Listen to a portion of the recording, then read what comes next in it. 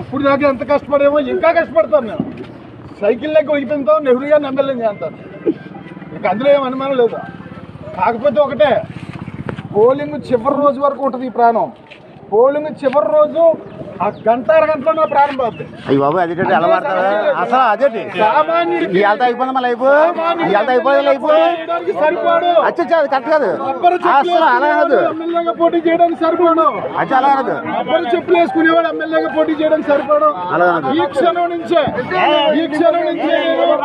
నేను మంచినీళ్ళు తప్పించి రెండో ఆహారం ముట్టుకొని ఈ క్షణం నుంచి కూడా జ్యోతుల్ నెహ్రూ గారిని ఎమ్మెల్యేగా గెలిపిస్తాను, సైకిల్ గుర్తు కొట్టేస్తాను.